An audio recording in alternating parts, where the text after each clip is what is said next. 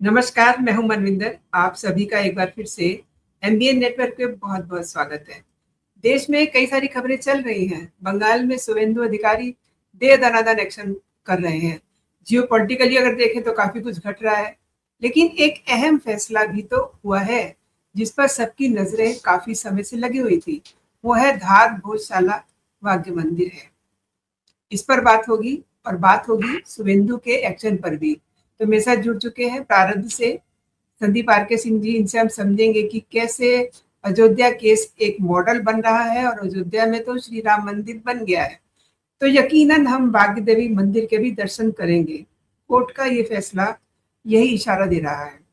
संदीप जी, बहुत बहुत स्वागत है। नमस्कार। नमस्ते मैम, आपके दर्शकों को भी नमस्कार और सभी को बधाई। एक तो बंगाल में जो सफाई चल रही है उसके लिए भी, और जो आज भोज में धार में जो भोजशाला मंदिर हमारा वापस हमें मिला और सही तरीके से मिला, यही प्रक्रिया होती है। सभ्य समाज ऐसे ही करता है। असभ्य समाज से भी सभ्यता से आप लड़ते हैं, ये आपकी सभ्यता दिखाता है, प्रदर्शित करता है। We are more civilised, we are way better. तो ठीक है, आपने लड़ाई आइए। लड़ी, आपने ले लिया। आपके एक दो चार योद्धा हैं, उन्होंने आप विष्णु शंकर जैन जी और रविशंकर सर को बहुत ही धन्यवाद, प्रणाम, साधुवाद। भगवान मतलब उनको सब कुछ दें, जो वो चाहें वो दें। तो इसी के साथ ये सब बात एक ही।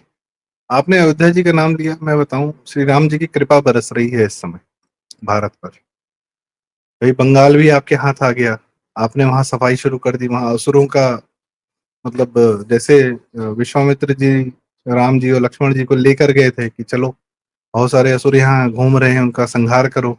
हम ऋषि मुनि तपस्या नहीं कर पा रहे। तपस्याएं क्या थी या हवन क्या था? ये था कि भाई वो लोग कुछ ना कुछ कार्य करते, कुछ जानकारी, कुछ मतलब विज्ञान ज्ञान सब निकाल, मतलब वो उस प्रक्रिया में रहते थे। उनको डिस्टर्ब करने के लिए आ जाते थे लोग। तो क्षत्रिय चाहिए थे जो उनकी सेफ्टी सिक्योरिटी करे। बंगाल वही भूमि है। बंगाल में सत्येंद्र नाथ बोस जैसे साइंटिस्ट, मतलब नील बोर जैसे मतलब साइंटिस्ट लोग जो है पूछते थे सत्येंद्र नाथ बोस से कि व्हाट इज योर ओपिनियन। और जो सत्येंद्र नाथ बोस जहाँ बैठे वो सोते रहते थे, उठ के लेकिन बता देते थे कि this is my opinion, you used to prove right. तो और ये जो प्रेसिडेंसी कॉलेज है बंगाल का, या बंगाल वो भूमि है, उर्वर भूमि, बुद्धिमत्ता की भूमि रही है। वो बुद्धिमत्ता की भूमि पूरी भारत रही है, पर बंगाल का भी एक स्थान है, अद्भुत स्थान है। वहां डिस्टर्ब करने के लिए सारे असुर आ गए। तो हमारे क्षत्रिय जी, योगी जी हों, शुभेंदु जी हों, कोई क्षत्रिय, मैं उससे जाति विशेष से नहीं कह रहा हूँ, व्यवहार से कह रहा हूँ, कर्म से कह रहा हूँ। हर वो आदमी क्षत्रिय है जो अपनी सभ्यता की रक्षा के लिए सामने खड़ा है, हर वो इंसान। तो ये ना हम लोग के यहाँ हिंदुओं में एक इट्स नॉट, जाति नहीं होती, it's not racism, it's not casteism, it's the character of the person. Gurukul में आपका व्यवहार समझा जाता था, गुरु सबको ऑब्जर्व करता था कि अच्छा ये लड़का, ये बच्चा जो है, किस इसका इसका चरित्र क्या है, इसका गुण क्या है, इसके अवगुण क्या है। अच्छा ठीक है, ये ना ये थोड़ा सा पंडित में ज्यादा बिलीव करता है, ये पढ़ता है ज्यादा। भाई हर हर क्लास में कुछ पढ़ने वाले बच्चे होते हैं, कुछ उद्दंड होते हैं, कुछ स्पोर्ट्स वाले होते हैं, कुछ कॉमर्स में चले जाते हैं, कुछ आर्ट्स में चले जाते हैं। तो इट्स देयर नेचर। तो गुरुकुल में भी यही होता था, और इन नेचर के कैरेक्टराइजेशन को ही वर्णाश्रम कहते थे कि अच्छा ये ब्राह्मण है क्योंकि ये पढ़ने लिखने में ज्यादा इसका मन लगता है, ये क्षत्रिय है क्योंकि इसका शारीरिक बल ज्यादा है, या ये शरीर से, स्पोर्ट्स पर्सन जितने वो क्षत्रिय ही तो हैं, और क्या है, शरीर से ही काम लेना उनको। फिर वैश्य हैं, भाई कुछ लोग को नंबर समझ में आते हैं, बिजनेस समझ में आता है, राकेश झुनझुनवाला जी जैसे हमारे लोग, तो गुजराती, या जिस प्रकार से अंबानी अदानी वो लोग, तो उनको नंबर समझ में आते हैं। भाई वो जो जानते हैं मैं थोड़ी जानता हूँ, या वो जिस तरीके से दुनिया को देखते हैं मैं थोड़ी देखता हूँ। एक पेंटिंग है, हमने कहीं एक पेंटिंग लगा दी, देखी, किसी ने उसमें आर्ट देखा, किसी ने उसमें नंबर्स देखे कि अच्छा इसकी क्या कीमत हो सकती है, किसी ने उसमें कुछ और देखा, किसी ने कुछ। तो ये चरित्र निर्धारण। तो कमिंग बैक टू दिस की, अच्छा फिर आदमी कहेगा शूद्र कौन है, तो भाई there are class of people जो कहते हैं कि हमें आप बस ऑर्डर दे दो, हम कर देंगे आपके लिए, we will do what you say. Software engineers क्या है, ऊपर से एक प्रोजेक्ट मिला, they are doing something creative है। तो ये, खैर कमिंग बुक टू दिस, तो यहाँ पर आज हमारे अगर विष्णु शंकर जैन जी और सब लोग लड़े भाई, जब मुझे याद है जब वो बनारस में सर्वे करने जा रहे थे काशी विश्वनाथ मंदिर का, पिता पुत्र दोनों, तो बाद में विष्णु शंकर जैन जी के बहुत सारे इस तरीके से वक्तव्य आए। उन्होंने बताया कि अब भीड़ ने घेर लिया, मुसलमानों ने घेर लिया और जो है एकदम लग गए कि आज तो इनको निपटा ही देंगे। तो अ, विष्णु उन्होंने अ, पिता ने, हरिशंकर जैन जी ने कहा कि बेटा या तो आज महादेव के दर्शन होंगे या आज महादेव मिल जाएंगे। मतलब या तो आज हमको काशी विश्वनाथ में ज्ञान व्यापी के नीचे महादेव के दर्शन हो जाएंगे या हम सीधे महादेव के पास चले जाएंगे। समस्या क्या है इसमें? संघर्ष है, कोई बात नहीं, चलो। वो लोग उस माहौल में गए और फिर हमको वो वीडियोस दिखे कि हमारे प्रभु महादेव वहां पर हैं विराजमान और ये घटिया असुर क्या कर रहे हैं वहां पर। तो बहुत मतलब एक क्लैरिटी बहुत जरूरी है हिंदू समाज में। आप सोचिए, धार की भोशाला मंदिर में फोटोज देख रहा हूं और अभी कुछ लोग कह रहे हैं कि यार ये कैसे ये लोग केस लड़ सकते हैं कि ये मस्जिद है, बिकॉज एवरीथिंग इज एविडेंट, सब सामने दिख रहा है। हिंदू पिलर्स दिख रहे हैं, हिंदू मंदिर दिख रहा है, नक्काशी दिख रही है, गणेश जी का चित्र, मतलब पत्थरों पे कविताएं जिन्होंने लिखी हैं उनके बच्चे आज लड़ रहे हैं कि अरे भाई साहब ये हिंदुओं का है, मस्जिद मुसलमानों का नहीं है। मुसलमान कह रहा है नहीं नहीं ये तो हमारा है, जिनको प्रतिमाओं से समस्या है वो कह रहा है ये हमारा है। तो फिर मुझे यही समझ में आया कि जिसने जो गोल दुनिया है, जो साइंस ने प्रूव कर दिया है, उसको आज भी जो चपटी मान रहा है, तो तुम्हारे हिंदू मंदिर को क्यों नहीं नकारेगा? उनको रियलिटी से मतलब नहीं है। उनके अपने खोपड़ी में क्या चल रहा है? उनके अपने खोपड़ी में वीडियो गेम चल रहा है कि हिंदू काफिरों को जितना परेशान करेंगे उतना सवाब मिलेगा, उतना पॉइंट्स मिलेंगे, तो जन्नत जाने का मौका मिलेगा, नहीं तो दोजख जाना पड़ेगा। तो जन्नत नहीं जाएंगे तो दोजख जाएंगे, जन्नत जाएंगे मजा आएगा, दोजख जाएंगे तो दिक्कत हो जाएगी। अरे भाई, जीवन ऐसा नहीं होता है। या तो हिंदुओं को क्लैरिटी बहुत आवश्यक है, ये भाई ये दिखते हैं ये है नहीं, और ये आपको ह्यूमन नहीं रहने देना चाहते। समस्या अगर ये भी होती कि ये आपको छोड़ देते, आपको अपना जीवन जीने देते ना। कलकत्ता का मेयर बोल रहा है कि आधे 50% लोग बंगाली नहीं, 50% लोग उर्दू बोलेंगे, ये मैं इंश्योर करूंगा। जिस बंगाल की सभ्यता के लिए, जिस बांग्ला भाषा के लिए लोग बंगाली भाषा बोलते हैं और बंगाली बांग्ला भाषा बोलते हैं, जिस बांग्ला भाषा के लिए लाखों महिलाओं का रेप किया पाकिस्तानियों ने, और बांग्लादेश उस विषय पर अलग हो गया उनसे अपने आप को, क्योंकि वो सभ्यता थी। 1971 तक वो अपने आप को सभ्यता मानते थे। बाद में जैसे जैसे इस्लामिक होते गए फिर से पाकिस्तान की गोदी में जाके बैठे गए। फिर 50 कितने साल हो गए, 50-55 साल हो गए। उस दौरान इस्लाम ने जो बांग्लादेश के साथ किया वो हमको दिख रहा है। सो पॉइंट इज कि यहाँ भोशाला हो या बंगाल हो, बस यह है कि राम आ गए और हमको हमारी चीजें वापस मिल रही हैं, भूमि मिल रही है, सभ्यता मिल रही है, मंदिर मिल रहे हैं। ये हम लोग का सौभाग्य है और इसमें बहुत बड़ा रोल जो है, बहुत बड़ा, और मैं सबसे प्रोमिनेंट रोल, मतलब मैं उस आदमी को नमन करता हूँ, उनका नाम है श्री नरेंद्र दामोदर दास मोदी। बिल्कुल और जो सही लोग कहा आपने। क्वेश्चन करते हैं वाकई उनके ये संदीप जी, हम्म अयोध्या केस को फैसले का आधार बनाया गया है ना? सबसे बड़ी बात तो ये है। इसी को मान करके तो धार भोजशाला भाग्य मंदिर है, ये कोर्ट ने कहा है ना संदीप मैम जी? मैं आपको एक बात बताऊं, कोर्ट रत्ती भर इंडिपेंडेंट नहीं है। वो अपने कर्मों में, अपने व्यवहार में इंडिपेंडेंट होती है, पर वो प्रभावित होती है जैसी सरकार के अंदर वो रहती है और जैसा पैसा पाती है, जो जुडिशरी को जैसे जो हैंडल कर ले जाए वो वैसा ही व्यवहार करती है। अभी तेलंगाना में कांग्रेस गवर्नमेंट है, तो भैया करप्ट गवर्नमेंट है, ऑफ कोर्स है, वो तो बाय डिफॉल्ट करप्ट होना है। तो वहां के जुडिशरी के एक महिला जज ने निर्णय दिया है कि एक महिला ने, क्योंकि हिंदू है तो मैं क्या बोलूं, औरत शब्द का इस्तेमाल नहीं कर सकता, औरत का अरबी में बहुत गंदा मतलब होता है, पर वो स्त्री है, महिला है। उन्होंने क्या किया कि अच्छा, पति को तुमने चाकू मार दिया, कोई बात नहीं, क्योंकि तुम गुस्से में थी, लड़ाई हो रही थी, तो तुमने चाकू उठा के मार दिया, 500 रुपए का फाइन दो, घर जाओ, कोई बात नहीं। ये फैसला है हाई कोर्ट का, तेलंगाना हाई कोर्ट का। और एमपी की हाई कोर्ट क्या फैसला दे रही है? कलकत्ता कलकत्ता में क्या हो रहा है इस समय? वहां पर जितने पुलिस अधिकारी थे जो आरजी कार केस में सबूतों को मिटाने के लिए पाए गए, उनको सबका सस्पेंशन हो गया है। और अभी तो मैं कहानियां सुन रहा हूँ कि भैया पुलिस नहीं थी, वो जैसे लग रहा, जैसे कहते हैं ना चाइना में कम्युनिस्टों की जो चाइना की आर्मी है वो चाइना की आर्मी नहीं है, वो पीएलए है, पीपल्स लिबरेशन आर्मी है, वो कम्युनिस्ट पार्टी की अपनी आर्मी है, वो चाइना देश की आर्मी नहीं है। कैसे कंट्रोल करते हैं पूरी दुनिया को, कैसे अपने अपने देश को कैसे कंट्रोल करते हैं, जनता को कैसे कंट्रोल करते हैं। चोटा चाटी पुलिस बोलते थे लोग। हाँ चोटा जी। चाटी मतलब बंगाल में लोगों में था चोटा चाटी, पुलिस को बोलते थे ये। क्यों बोलते थे? चोटा चाटी मतलब चप्पल चाटने वाले, तृणमूल के चप्पल चाटने वाले हैं ये पुलिस वाले। क्या क्या करते थे ये लोग, क्या नहीं मैनेज करते थे। रेप केस, किसी मुसलमान ने रेप कर दिया, उस आदमी को बचा लिया, उसके परिवार को जाके गांजे के केस में फंसा दिया। किसी का जमीन कब्जाना है तो कर दिया उन्होंने। वैसा पुलिस के माध्यम से करवा रहे थे ये लोग। और उसमें कुछ लोग थे जो कॉम्प्रोमाइज थे, वही आस्तीन निलंबित हुए। अरे वो राजीव कुमार, उसको तो राज्यसभा भेज दिया गया। क्या कर रहा था वो, जिसको बचाने के लिए ममता भाग गई थी? पहले कलकत्ता का कमिश्नर, फिर डीजीपी सीधे वेस्ट बंगाल।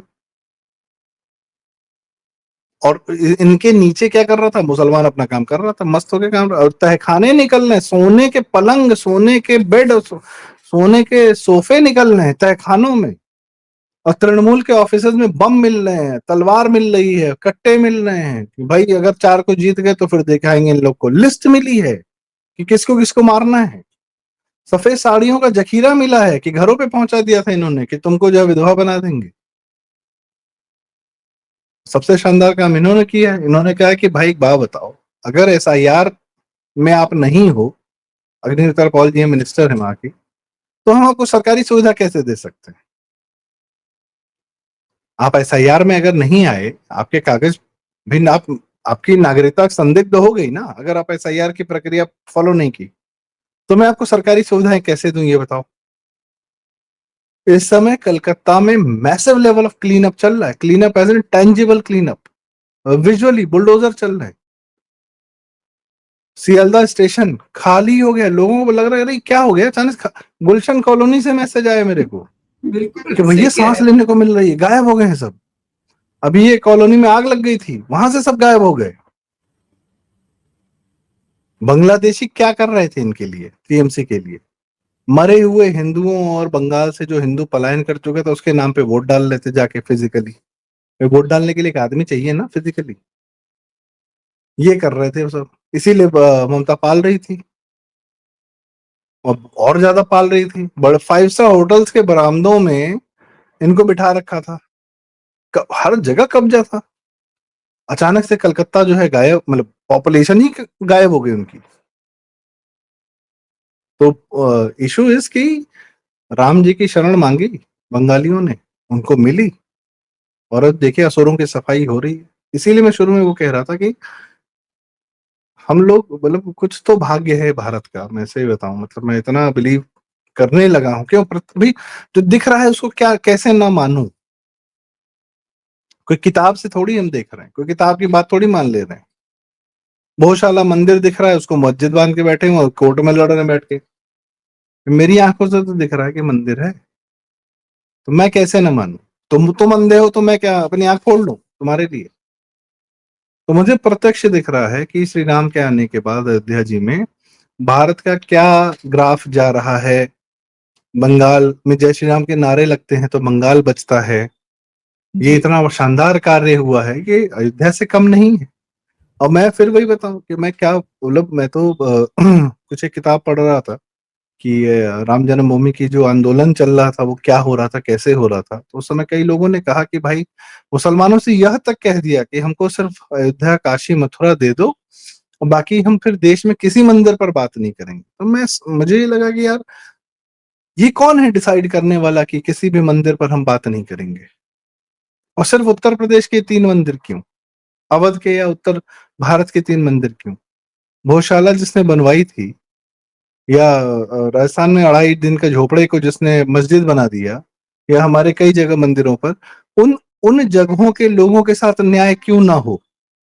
यदि अयोध्या के साथ आप न्याय करना चाहते हैं, काशी के साथ न्याय करना चाहते हैं, मथुरा के साथ न्याय करना चाहते हैं, कश्मीर, मेरे जानने वाले हैं, वो जी में पहले वो रिपोर्टर थे और बकायदा बढ़िया काम करते हैं, अमित प्रकाश भाई।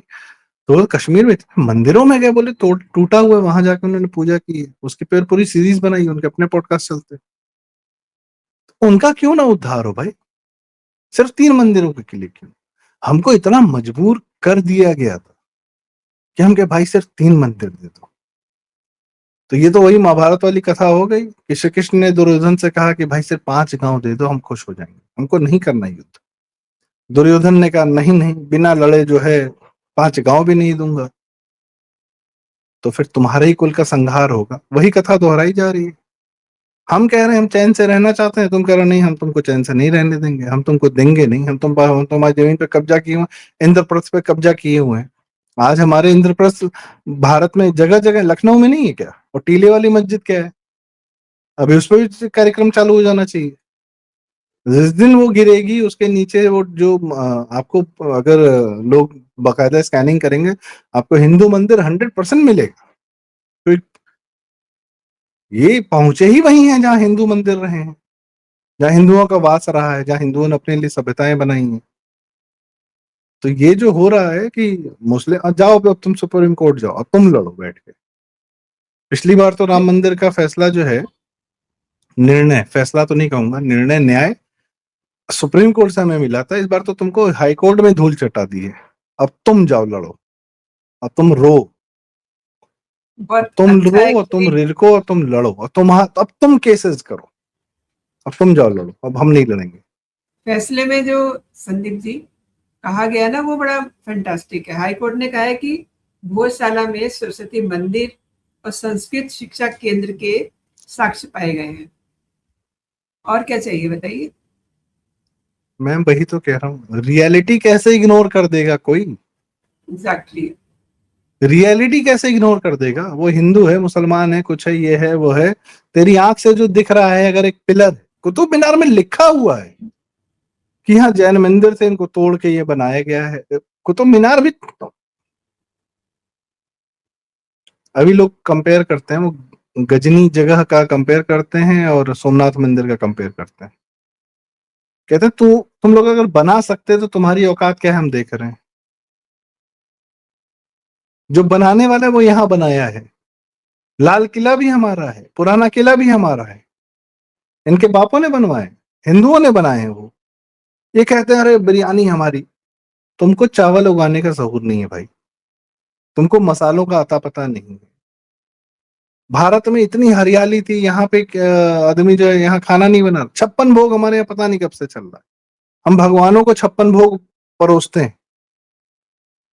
संजीव कपूर शानदार शेफ हैं, बहुत फेमस शेफ हैं, वो कहते हैं कि आप जितना ज्यादा खाने में वैरायटी परोसते हैं, that is a sign of luxury. वो जो 8 कोर्स मील और 10 कोर्स मील, अरे हमारे घर में हम डेली यार 5 कोर्स मील तो हम डेली खाते हैं। बिल्कुल। लंच में खा लेते हैं हम 5 कोर्स मील। 2 सब्जी रहेगी, एक दाल रहेगा, उसमें भी तड़का रहेगा, एक चावल रहेगा, फ्राइड रहेगा नहीं रहेगा, रोटी पे घी रहेगा, उसमें अचार भी रहेगा, चटनी भी रहेगा, और सीजन के हिसाब से सब्जियां बनेंगी। हम तो 5 कोर्स मील अपने लंच में खाते हैं। तुम गरीब हो, तुम बर्गर खा रहे हो भाई, तुमको पता नहीं है, 2 ब्रेड डाला, उसके नीचे को डाल दिया, बस यही तुम्हारा सबसे बड़ा खाना हो गया। तुम गरीबों से हम अपना कंपेयर करें? हम राइस भी खा रहे हैं, हम आलू भी खा रहे हैं, हम, हमारे यहाँ तो इतनी वैरायटी में, और नॉनवेज, ये लोग अपने नॉनवेज को अपना बताते हैं। तो बिरयानी साउथ का दिया हुआ है, साउथ इंडिया का दिया हुआ है, उनका स्टेपल फूड है। स्पाइसेस जहाँ है वहीं के, तो ज्योग्राफी फूड डिसाइड करती है। आज भी सूखा खाना खा, इनके खाने में पानी नहीं होता, हमारा खाना सारे के सारे थोड़े से लिक्विडिफाइड होते हैं, थोड़े से गीले होते हैं, थोड़े से लटपट होते हैं, वैसा। खैर एनी कमिंग बैक टू, कि क्या बहस करें हम इनसे, क्या बहस करें इनसे? और न्यायालय में हम भटक रहे हैं। एक तो जुडिशरी को भी भारतीय हो जाना चाहिए। शनै शनै दिख रहा है, राम जी की कृपा है, जुडिशरी पर भी बरस रही है, बुद्धि आ रही जी है, जी। अकल आ रही है। जी। ये और दिख रहा है साफ साफ। जो शुभेंदु कर रहे हैं वो तो बहुत ही रिमार्केबल है। अब देखिए जिस तरीके से, एक बात सबसे बड़ी समझने की ये है कि जिस समय हम देख रहे थे सभाएं हो रही थी इलेक्शन की, उस समय ये बात बहुत प्रोमिनेंटली उठाई गई थी कि आरजीकर केस में न्याय मिलेगा। तो आपको लग रहा होगा कि अब न्याय की शुरुआत हो गई है, क्योंकि ये धर्मेंद्र केस जी, रीओपन हो गया है। आरजीकर केस रीओपन हो गया है और उसके साथ ही 3 आईपीएस सस्पेंड कर दिए गए। शुभेंदु वो अभिमन्यु हैं जिनको 7वां व्यूह तोड़ना आता था और उससे निकल जाना भी आता था। 7 व्यूह तोड़े हैं उस आदमी ने। मतलब जो अगर जी, कहा जाता है कि व्यूह तोड़ने वाले असली धुरंधर, असली योद्धा कौन थे, तो शुभेंदु वह है। और उनको अभिमन्यु के साथ तो जो हुआ सो हुआ, पर Shubhendu is Abhimanyu pro max. निकल गए वो व्यूह तोड़ के। अब वो बताएंगे, क्योंकि अगर युधिष्ठिर के राज के बाद अगर अभिमन्यु जिंदा रहते तो अभिमन्यु की संततियां ही राजा बनी हैं। परीक्षित और जन्मेजय जो थे वो उन्हीं की संततियां थी। शायद ऐसा, मतलब मैं दर्शकों से कहूंगा कंफर्म कर दीजिएगा। शुभेंदु वह कर रहे हैं। शुभेंदु ने व्यूह तोड़ दिए हैं बंगाल के। और अब वो क्या क्या कर रहे हैं, उन्होंने उठा के अभी कलकत्ता पुलिस, ये जो कलकत्ता पुलिस ने नौटंकी की थी चंद्रनाथ रथ की जी, हत्या वाला, जी, जी। यूपी से 3 आदमी पकड़, वह जांच उठा के सीबीआई को सौंप दी कलकत्ता। और उसके बाद क्या किया, कलकत्ता पुलिस से एक एक आदमी को उठा के, जाओ भैया पहले तुम सस्पेंड हो, तुम पर भी होगा तुम लोग। अरे मुझे, मैं बताऊं, अभी मैं बंगाल के लोगों को सुन रहा हूँ, लोग पॉडकास्ट कर रहे हैं इत्यादि इत्यादि, बहुत लोग हैं, शानदार लोग हैं। पुलिस के अधिकारियों के महल खड़े हैं बंगाल में। जो आरजी कार की जो बेटियां थी जिनकी हत्या हुई, उनकी माता जी जो भी एमएलए बनी है अभी, उनको ऑफर किए 50 लाख रुपए कैश जी, कि मुकदमा वापस ले लो। उन्हीं में से एक फ्रेश, पुलिस वाला जो सस्पेंड हुआ है ना। यस, जो सस्पेंड हुआ वही गया था ऑफर करने। ये ममता बनर्जी के ये दलाल थे सारे के सारे। तो ये क्यों नहीं होगा इनके साथ हुआ। और अभी तो इनको अपने कर्मों का फल भोगना है भाई। कर्म फल भी तो हिंदुओं का है। हम अपने कर्म फल से के सामने नतमस्तक हो जाते हैं। हम अमेरिका नहीं है जो कह दे कर्मा इज अ बेच। तुम्हारे भी कुकर्म अभी तुम्हारे सामने आ रहे हैं। अमेरिका का चाइना गया था ना, पूरा डेलीगेशन ट्रंप लेके गया है। अभी इनके कुकर्म भी सामने आ रहे हैं, बहुत सारे कुकर्म किए पूरी दुनिया में वॉर करके और इत्यादि इत्यादि। मतलब जो भी दुनिया में चल रहा है इसमें अमेरिका का बहुत बड़ा रोल है। But any which is coming back to कि सबको अपने, भाई प्रकृति से बच के कहाँ चले जाओ, प्रकृति से बच के कहाँ चले जाओ। बंगाल वापस प्राकृतिक हुआ है, भोशाला वापस प्रकृति के अधीन आई है। जो प्राकृतिक है वही सही है। ये अप्राकृतिक इस्लाम और अप्राकृतिक ईसाइयत और ये जो कर रहे थे ये लोग, ये नहीं चलेगा। 21 से 26 तक अपना अपना सारा जोर लगा दिया। जीत गई 26 में? नहीं जीती। क्यों? अप्राकृतिक। तुमको अगर अपने समाज का केयर नहीं करना है, जिस समाज में रहते हो तुम एक इंसान ही तो हो। ममता बनर्जी अगर एक बार कुंभ घूम के जाती ना तो इतना पागल नहीं, बोराई नहीं होती। और उसका वो अभिषेक बनर्जी कुंभ में बड़े बड़े आए, उनको लगा यार हम कितने साधारण हैं। हम किस विशाल महासागर, मतलब हिंदुओं के महासागर के बीच में हम भी एक तुच्छ प्राणी हैं। आपको समझ में आता है कि आप कितने छोटे हैं। आप बड़े बनते रहिए, कोई समस्या नहीं, जीवन भर बड़े बनते रहिए, पर आप इतने छोटे हैं, आपको कभी ना कभी एहसास होना चाहिए। अब तुम या तो पूतना बनर्जी कुंभ होके आती तब समझ में आ जाता कि हाँ हम भी छोटे हैं। अब हार गई है तो अब समझ में आ रहा है, अब उसको एहसास दिलाया जा रहा है कि तुम थी बहुत छोटी। बंगाल की जनता गाना गा रही है, पीसी चोर, भाईपो चोर, फाइल चोर, और उसपे डीजे बन, मतलब रिमिक्स करके हाँ, डांस कर रहे, वीडियोस आ रिमिक्स रहे हैं, रिमिक्स बन चुके हैं। रील्स बन रहे हैं। और वो सबसे शानदार तो मुझे वो लगा, रंबा रंबा का जो रिमिक्स आया है, ओ भाई आरंभा साहब हो। Too good, banger, loved it. मतलब मैंने शेयर किया, दिस इज टू गुड यार, दिस इज मतलब धुरंधर लेवल म्यूजिक। बिल्कुल, बिल्कुल। लोग डांस कर रहे हैं। तुम एक इंसान पूरे समाज पर कैसे हावी हो सकते हो? ये अप्राकृतिक है। और ये पूरा इतिहास बताता है, जिसने भी प्रयास किया है मुंह के बल गिरा है। तो ये ममता के साथ तो पूरा ही होना ही है, और अभी मीडिया के साथ भी होना है। जिस मीडिया ने आपने नया छिपाया था नाम ना ले इनको, लिया है। इनके सारे घटियापन को, उसके साथ भी यही सब होना है। जी मनिंदर। सब चल रहा है, सब चल रहा है।